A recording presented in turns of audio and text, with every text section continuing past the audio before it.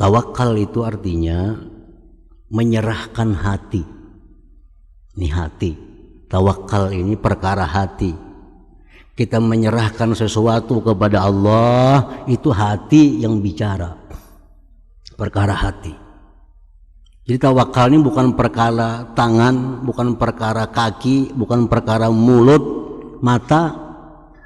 Tawakal perkara hati, urusan hati kita dengan Allah Subhanahu wa ta'ala. Hati kita itu menyerahkan kepada Allah semata, tanpa ada sedikit pun mengharapkan orang lain. Mutlak hati kita bulat menyerahkan itu kepada Allah Subhanahu wa ta'ala. Jangan diartikan bahwa kita kada berusaha. Usaha itu urusan zahir. Tawakal ini urusan batin. Masing-masing jalan kedua-duanya. Urusan zahir kita, bagaimana petunjuk Allah dan Rasul. Urusan hati kita, bagaimana petunjuk Allah dan Rasul. Kedua-duanya jalan.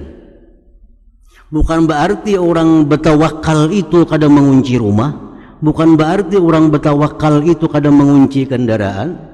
Bukan berarti orang bertawakal itu kadang minum obat. Bukan itu. Itu urusan zahir. Tawakal urusan hati kepada Allah Subhanahu wa ta'ala.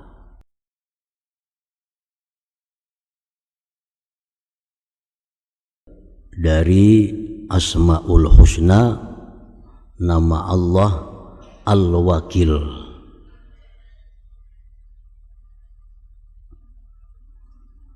Al-Wakil itu artinya huwal mawkulu ilaihil umur al-mutakappilu bimasalihil mutawakkilin al-kafilahum wal hafizulahum. Arti al-wakil, dialah yang diserahi kepadanya segala perkara. Dialah yang diserahi kepadanya segala perkara,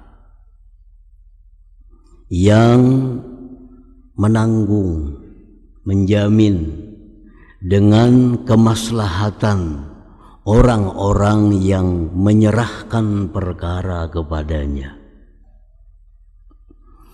mencukupi bagi mereka, memelihara bagi mereka. Nah, itulah Al-Wakil. Jadi Al-Wakil ini bisa diartikan yang menanggung, menjamin, yang mencukupi, yang menjaga. Jadi apabila kita serahkan perkara kita kepada Allah, maka Allah akan pelihara. Allah akan cukupi. Allah akan menanggung segala-galanya. Nah, itu artinya Al-Wakil ini.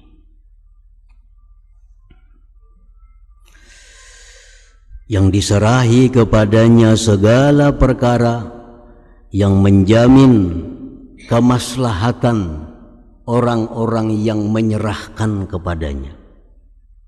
Kalau kita serahkan kepada Allah, Allah jamin kemaslahatannya. Allah cukupi dan Allah pelihara. Di dalam Al-Quranul Karim banyak sekali Allah menyebut namanya Al-Wakil. Antara lain firman Allah Subhanahu wa ta'ala dalam surat Al-Muzammil, "Fattakhizuhu wakila." Fattakhizhu wakila. Fattakhizhu wakila, jadikanlah Allah itu wakil engkau. Kita jadikan Allah itu wakil, mengurusi rumah kita, mengurusi kendaraan kita, mengurusi kebun kita, mengurusi ternak kita, mengurusi diri kita. Kita jadikan Allah wakil.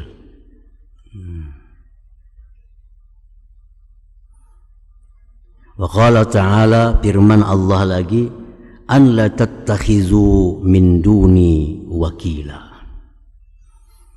Janganlah kau jadikan selain aku wakil. Nah, jangan jadikan selain Allah itu wakil. Jangan menyerahkan sesuatu kepada selain Allah untuk menjaga, untuk mencukupi. Jangan serahkan rumah kepada selain Allah untuk menjaganya, memeliharanya. Jangan serahkan kendaraan, kebun, ternak kepada selain Allah untuk menjaganya, untuk mengamankannya. Jadi jara Allah, jangan serahkan kepada yang lain, serahkan kepada aku aja, karena akulah wakil. Aku ini wakil yang sebujurnya.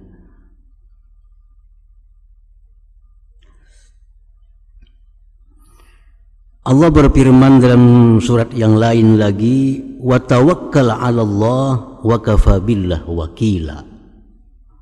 Serahkan kepada Allah, cukup Allah itu sebagai wakil. Nah, para muhibbin rahimakumullah, banyak sekali contoh-contoh orang yang menyerahkan perkaranya kepada Allah. Allah selamatkan, Allah berikan kemenangan. Contoh Nabi Ibrahim alaihissalam, sewaktu beliau ditangkap oleh Namrud dan dilemparkan ke dalam api yang besar, apa yang dikata oleh Nabi Ibrahim? Hasbiyallah wa ni'mal wakil. Riwayat lain, hasbunallah wa ni'mal wakil. Cukuplah aku serahkan segala urusanku ini kepada Allah.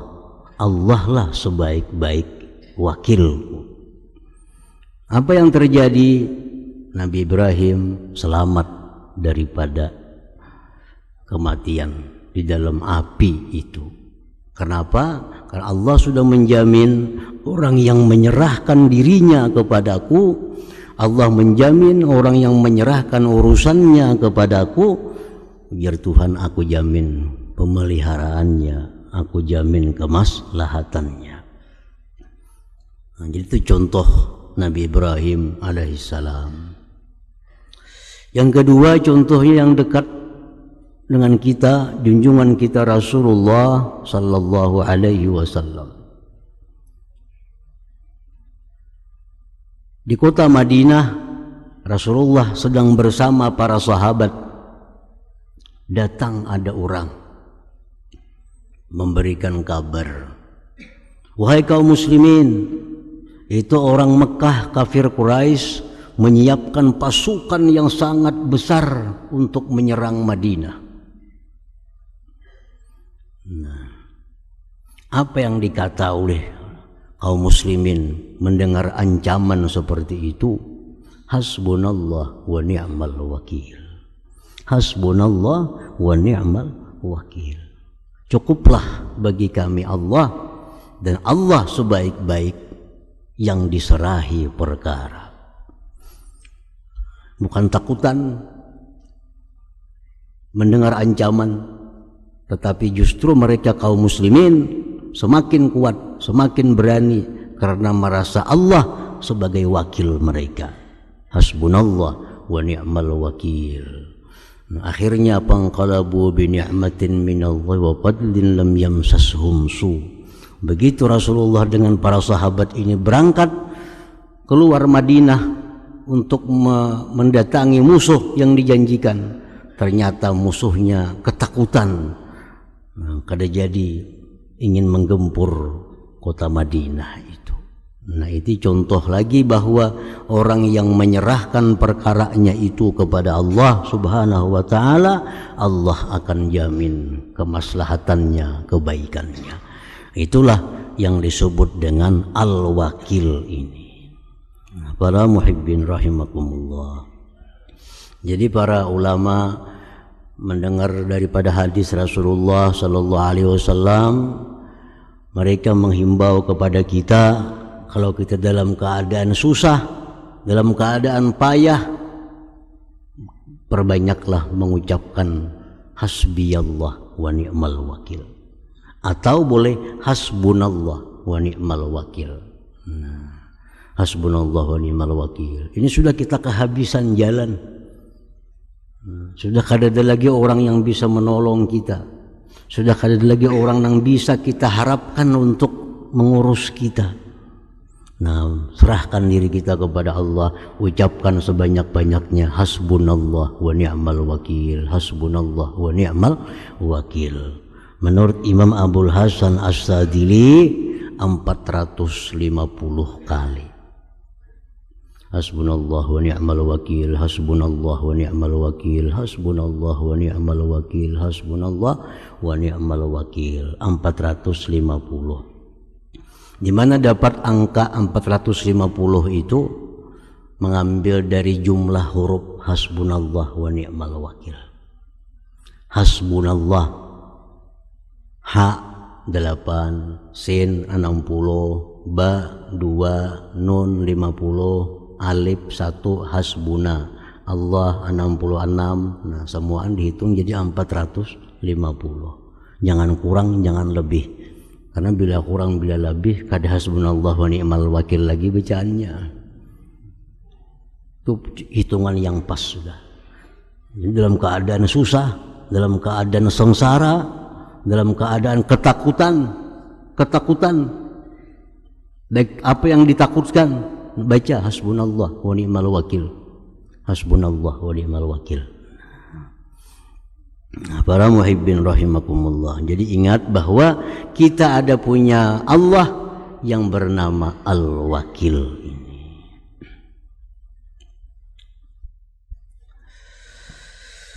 Al-mu'min bismillahil wakil, orang yang beriman dengan nama Allah Al-Wakil. Dia beriman bahwa Allah itu adalah wakil. Karena Al-Quran mengatakan demikian. Wajib dia percaya. Di antara nama Allah ada yang Al-Wakil. Nama iman, kita percaya. Nah, kalau kita percaya bahwa nama Allah itu Al-Wakil, macam apa kita? Ayyattakila umurahu ilallah ta'ala. Kita serahkan urusan kita kepada Allah Subhanahu wa ta'ala. Syekh Abdul Wahab Asy-Sya'rani, salah seorang waliullah, punya anak namanya Abdurrahman. Ini seorang wali besar, punya anak Abdurrahman. Tapi anaknya ini kadang-kadang diurus, nakal luar biasa. Disekolahkan lawan guru sini 2-3 hari bulik. Sekolahkan ke sana kadilawas ampih. Kadang sanggupnya mengurus si Abdurrahman nih. Lalu Abdul Wahab Sya'rani ini dapat petunjuk dari Allah. Wahai Abdul Wahab, ikam selama ini menyerahkan anak kepada wali si fulan, wali si fulan, wali si fulan. Apa hasilnya? Nol hasilnya. Coba serahkan kepada aku, Al-Wakil. Nah, Abdul Wahab Sya'rani ini lupa bahwa mestinya anak ini diserahkan kepada Al-Wakil, kepada Allah, bukan kepada si guru ini, bukan kepada si wali ini.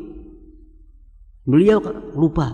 Mestinya boleh menyerahkan anak kepada guru, boleh menyerahkan anak kepada seorang wali, tapi hati mesti hakikatnya menyerahkan kepada Al-Wakil. Kita sekolahkan anak kita di mana sekolah, tapi ingat bahwa kita sebujurnya menyerahkan anaknya kepada Allah, bukan kepada sekolahan ini. Sekolahan ini syariatnya, sekolahan ini hanya sebabnya, tapi hakikatnya aku serahkan anakku kepada Allah Subhanahu wa ta'ala. Ringkas cerita, Abdul Wahab Sya'rani tobat kepada Allah karena kesalahan ini. Lalu sejak malam itu mengatakan, ya Allah, mulai saat ini aku serahkan kepada engkau anakku Abdurrahman itu untuk kau urus, untuk kau pelihara, untuk kau jaga. Nah, begitu pagi hari sudah melihat perubahan-perubahan kebaikan pada anaknya Abdurrahman ini. Setelah malamnya diserahkan kepada Allah Subhanahu wa ta'ala. Nah, para muhibbin rahimakumullah. Jadi kita ini seringkali lupa menyerahkan benda kepada siapa. Oh, raguakanlah, oh jaga akanlah sepeda motorku, oh jaga akanlah itu tokoku.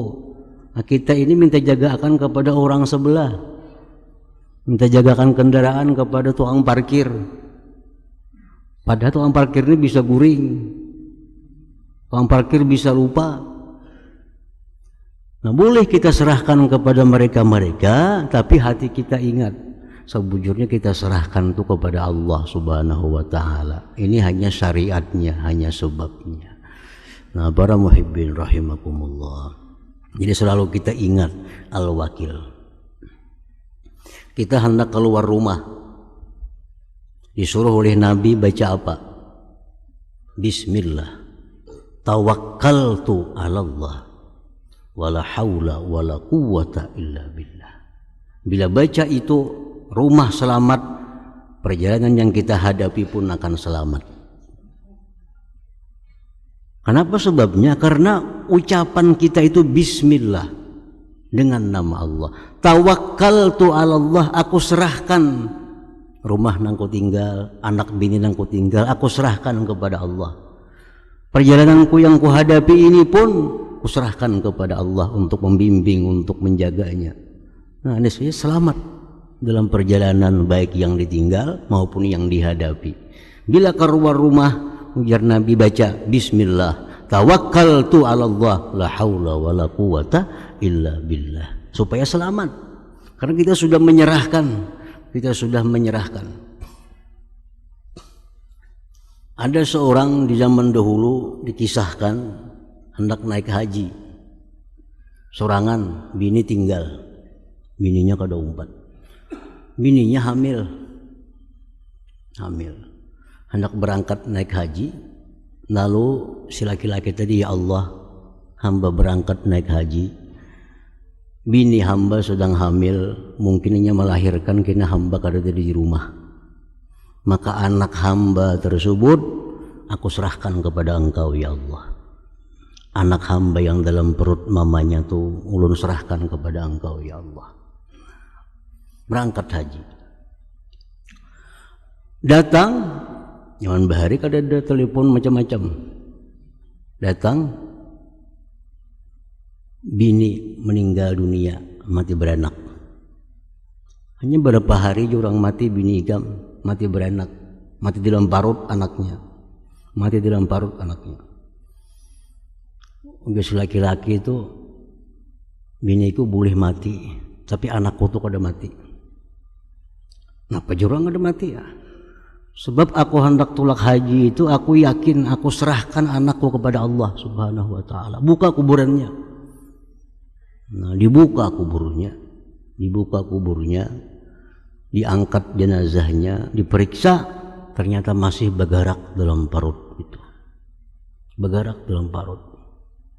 Menjelang laki semalam tuh aku nyerahkan anak aja bang, jangan bininya selamat juga. Kalau ingat nyerahkan bini, anak aja dititipakan lawan Allah.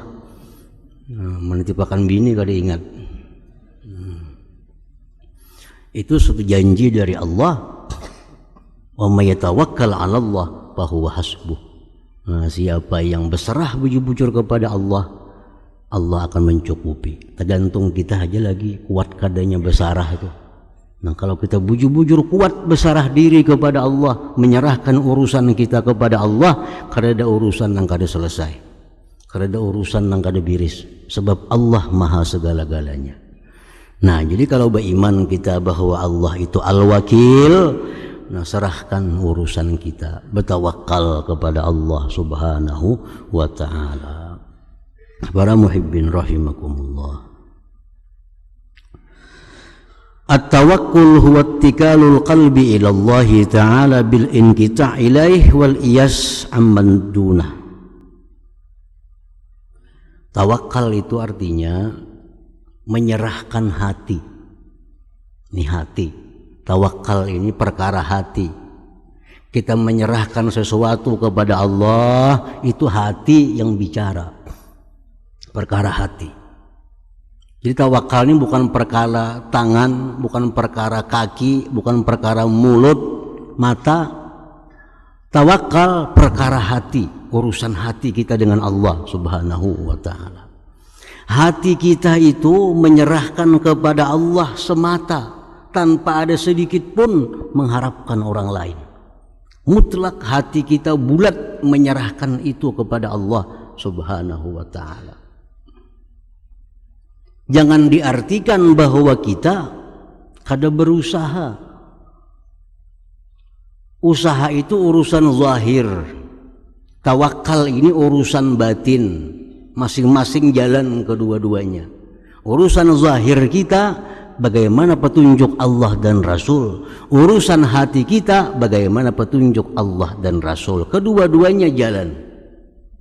Bukan berarti orang bertawakal itu kadang mengunci rumah. Bukan berarti orang bertawakal itu kadang mengunci kendaraan. Bukan berarti orang bertawakal itu kadang minum obat. Bukan itu. Itu urusan zahir. Tawakal urusan hati kepada Allah Subhanahu wa ta'ala.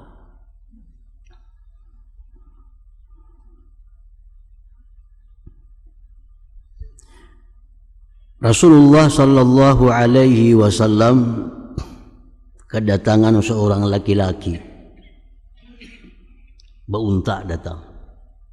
Beunta laki-laki datang. Sampai ke hadapan Rasulullah sallallahu alaihi wasallam. Wahai Rasulullah, ulun datang kamari membawa unta, menunggang unta. Itu untanya di luar. Apakah ulun bertawakal aja? Kada usah ulun ikat unta itu. Apakah sebelum motor ulun kunci atau kada tawakal aja kepada Allah? Apa jawab Nabi kita? I'qilha wa tawakkal. I'qilha wa tawakkal. Ikat unta engkau, serahkan kepada Allah. Nah, itu artinya. Ikat unta, serahkan kepada Allah. Jangan serahkan kepada tali menjaga. Tali kau dipagat orang. Kunci kau dibongkar orang. Kunci kendaraan serahkan kepada Allah. Itu kedua-duanya jalan. Perintah Allah yang zahir jalan, perintah Allah yang batin jalan. Kalau kita kunci kendaraan lupa kepada Allah, yang zahir aja yang jalan, batinnya kada jalan. Kada kunci kendaraan serahkan kepada Allah, batin aja yang jalan, zahirnya kada jalan. Maka Allah nyuruh zahir batin. Nah, jadi kunci rumah serahkan kepada Allah. Kunci kendaraan serahkan kepada Allah. Itu yang dimaksud menghimpunkan antara zahir dan batin itu. Menghimpunkan antara syariat dan hakikat itu. Kada boleh lepas kedua-duanya. Kita ada syariat, ada hakikat, mesti seimbang kedua-duanya. Berusaha tapi tawakal kepada Allah Subhanahu wa ta'ala. Berubat tapi jangan lupa tawakal kepada Allah Subhanahu wa ta'ala. Kita berubat itu perintah, bertawakal pun perintah, sama-sama pada perintah. Berubat perintah untuk zahir tubuh kita, tawakal perintah untuk hati kita. Nah, jadi kita beriman kepada nama Allah Al-Wakil, kita mesti menyerahkannya hati kita ini, menyerahkannya hati kepada Allah Subhanahu wa ta'ala. Nah, para muhibbin rahimakumullah.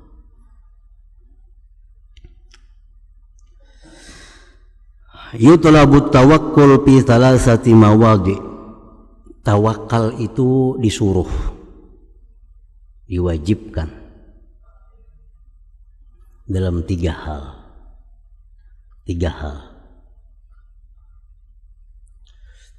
Yang pertama, kita tawakal itu fi maudi'il kismah, tentang pembagian. Artinya, maka samallahu laka la yafutuka, ay wasala ilaika bisababin ta'lamuhu aw la ta'lamuhu wa la yazidu bikasbin wala yanqusu bil qu'ud. Tawakal yang pertama adalah tentang pembagian yang telah dibagi oleh Allah Subhanahu wa ta'ala. Tempat tawakal. Tawakal pertama artinya kita serahkan kepada Allah perkara pembagian. Allah membagi. Apa yang dibagi Allah? Allah menciptakan manusia, makhluk-makhluk yang lainnya juga. Allah bagi sejak zaman dahulu kala, masa azali, dibagi oleh Allah rezeki kita. Dibagi. Si Fulan bin Fulan selama hidup dalam dunia dia dikasih rezeki totalnya 5 miliar. Fulan bin Fulan selama hidup dalam dunia dia dibagikan rezeki oleh Allah 10 miliar. Itu berlaku pembagian sejak kita keluar dari perut ibu.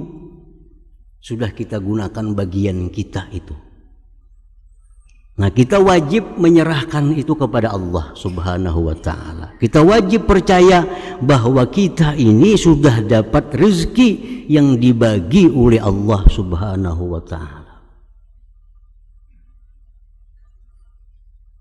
Dan apa yang dibagikan oleh Allah itu kada akan luput dari kita. Kada akan luput dari kita. Pasti akan sampai kepada kita. Yang 5 miliar itu pasti akan sampai. Yang 10 miliar itu pasti akan sampai kepada kita. Baik dengan cara yang kita ketahui sampainya, atau dengan cara yang tidak kita ketahui sampainya, Allah akan menyampaikan. Karena bagian kita semasa hidup dalam dunia itu Allah bagi duit rezeki kepada kita 10 miliar. Pasti akan sampai. Dan ini kita percaya betul kepada Allah Subhanahu wa ta'ala. Nahnu qasamna bainahum, kami sudah bagi ke Tuhan di antara mereka itu. Sudah dibagi oleh Tuhan. Sudah dibagi. Dan pembagian yang dibagi Allah itu, kita dibagi oleh Allah dapat 5 miliar, kada akan bertambah walaupun kita berusaha mati-matian. Kada akan berkurang walaupun kita guring sepanjang umur dari jatah yang sudah dibagi oleh Allah Subhanahu wa ta'ala. Nah, di sini kita tawakal kepada Allah. Kita serahkan urusan itu kepada Allah Subhanahu wa ta'ala karena sudah dibagi. Si Fulan dapat bagian tanah 2 hektar. Inya bagawi ya kadakah tetap dapat 2 hektar. Inya guring tetap dapat 2 hektar. Kada akan kurang, kada akan lebih. Nah, jadi apa-apa yang Allah jatahkan untuk kita, Allah jamin sampai kepada kita. Baik itu ilmu, baik itu harta, baik itu jodoh, baik apapun. Yang sudah jadi jatah kita pasti akan sampai kepada kita. Nah, jadi apa gunanya Allah nyuruh kita berusaha? Yang sudah bagiannya itu juga. Nah, supaya dengan usaha itu kita dapat pahala bergerak. Nah, dapat pahala karena kita bergerak. Kita menyempurnakan barang, kita membersihi barang kita, kita menimbang supaya dapat pahala. Atau supaya dapat dosa kalau kita kada jujur dalam usaha. Nah, itu usaha itu fungsinya hanya untuk pahala dan dosa, bukan menambah mengurang jatah yang diberikan Allah Subhanahu wa ta'ala. Tawakal pertama di situ. Yang kedua, tawakal kita fi maudhi'in nusrah, pada tempat pertolongan Allah. Kita wajib percaya kepada Allah. Kalau kita menolong agama Allah, Allah pasti menolong kita. Jangan kada percaya itu. Nah, kalau kita sudah menolong agama Allah, jamin pasti Allah akan menolong kita. Jadi kita tolong agama Allah, tawakal kepada Allah, serahkan, pasti akan menerima pertolongan dari Allah Subhanahu wa taala. In tansurullah yansurkum. Jika kamu tolong agama Allah, kamu tinggikan Islam, kamu makmurkan umat Islam, Allah akan tolong kalian. Nah, jangan ragu-ragu menolong umat Islam, jangan ragu-ragu memikirkan bagaimana Islam ini sudah tinggi. Jangan ragu, Allah pasti akan membantu, Allah pasti akan menolong. Nah, itu tempat tawakal yang kedua dalam hal pertolongan Allah. Yang ketiga, tawakal itu bi maudhi'ir rizqi wal hifzi, pada tempat rezeki dan pemeliharaan. Nah, di tempat tawakal. Rasulullah sallallahu alaihi wasallam bersabda, "Lan tamuta nafsun hatta tastakmila rizqaha." Ujar Nabi kita, kada akan mati seseorang sampai dia menghabiskan rezekinya. Manusia kada akan mati kecuali habis rezekinya. Nah, selama rezeki kita masih ada, kada bakal mati. Dimanapun kita berada, kada bakal mati selama rezeki kita ada. Misal dalam pembagian rezeki kita dapat 5 miliar, sudah kita habiskan 4 miliar dari makanan, minuman, pakaian, rumah, habis 4 miliar. 1 miliar sisa. Nah, kita kada akan mati kecuali kita bisa menghabiskan 1 miliar itu. Nah, itu jar Nabi kita, kada akan mati seseorang sampai dia habiskan rezekinya. Nah, orang habis rezeki itu kada kau lagi menerima rezeki. Diimpus saja tangannya bangkak kalau kau menerima impus. Kenapa? Sudah habis rezekinya.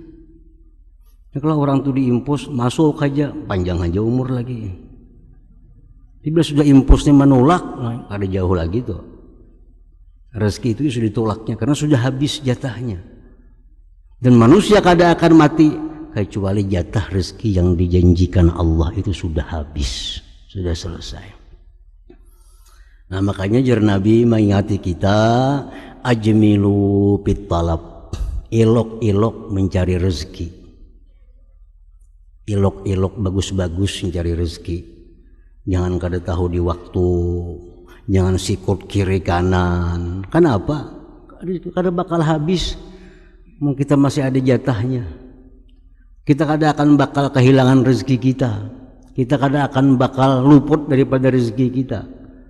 Jadi bagus-bagus mencari rezeki. Ingat waktu, ingat ada hak lain, ingat ini jangan menyakiti orang. Kalau pun kita sikut kanan bertambah rezeki kita kada. Buka toko 24 jam bertambah kada. Kenapa? Sudah dibagikan oleh Allah Subhanahu wa taala.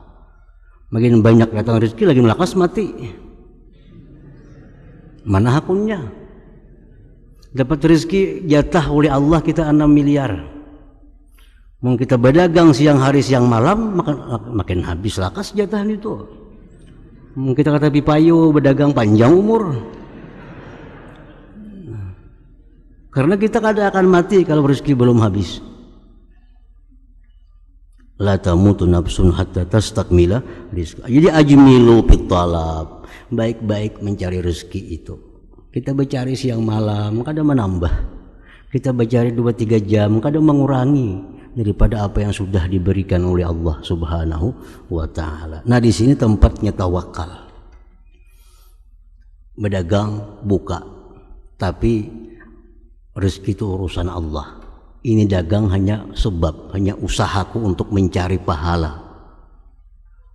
Kan berdagang kita melayani orang, nah, berbuat baik dapat pahala.